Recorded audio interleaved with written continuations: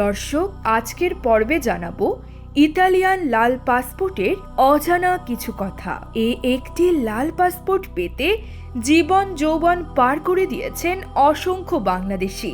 চলুন কথা না বাড়িয়ে সরাসরি মূল ভিডিও শুরু করা যাক। একটি দেশের নাগরিকের প্রথম পরিচয় পাসপোর্ট। আন্তর্জাতিক ভ্রমণে এর গুরুত্ব অপরিসীম, কারণ এটি জাতীয় পরিচয় বহন করে। ফলে আন্তর্জাতিক যে কোনো ভ্রমণের ক্ষেত্রে তা না হলেই নয়। এক কথায় এর কোনো বিকল্প নেই। আর সেই পাসপোর্ট যদি হয় বিশ্বের ক্ষমতাধর পাসপোর্টের একটি, তাহলে এরকম সুযোগ হাতছাড়া করতে কে বা চায়? বিশ্বের সেই শক্তিশালী পাসপোর্ট হলো ইউরোপিয়ান ইউনিয়নভুক্ত দেশ ইতালির লাল পাসপোর্ট। এই একটি লাল পাসপোর্ট পেতে জীবন যৌবন পার করে দিয়েছেন অসংখ্য বাংলাদেশি। বছরের পর বছর অতিক্রম করেও অনেকেই লাল পাসপোর্টটি পাননি। যদিও সময় বয়স দুটোই চলে যায়, যৌবনের শেষ সময়টুকু পর্যন্ত স্বপ্নের দেশ ইতালিতে কেটে গেল, তবুও সেই আশা পূরণ হলো না। পাসপোর্ট পেতে আইনের প্যাচে পড়ে লম্বা সময় ধরে দেওয়ার ফলে টকবকে যুবক থেকে অনেকেই বৃদ্ধ হয়ে যান। কেউ আবার বার্ধক্যে চলে গেছেন, কেউ আবার না ফেরার দেশে। এভাবেই লাল পাসপোর্ট পাওয়ার প্রতীক্ষা করে জীবন যৌবন শেষ করে দিচ্ছেন বাংলাদেশিরা।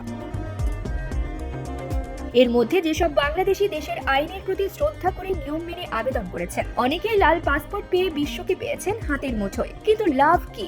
যৌবন যে শেষ হয়ে যায়।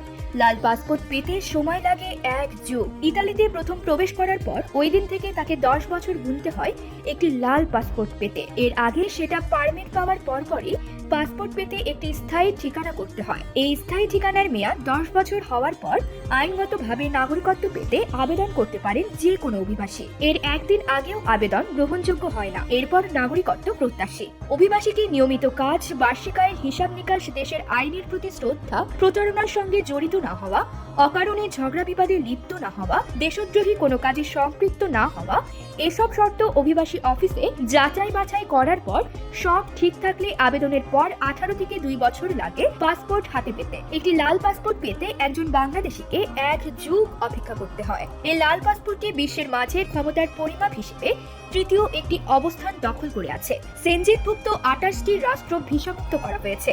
ইতালির ভিসা কোনো পাসপোর্ট থাকা মানে 28টি দেশ নিশ্চিন্তে আরামদায়ক ভ্রমণ করা। তাই পাসপোর্টটির জন্য সবার আগ্রহ একটু বেশি। এছাড়া গ্লোবাল র্যাঙ্কিং স্কোর হিসেবে এর অবস্থান 157।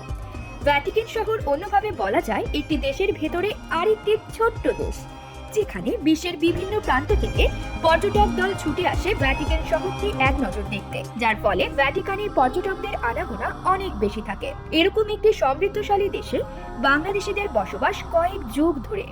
হাজারো বাংলাদেশি পেয়েছে দেশটির নাগরিকত্ব।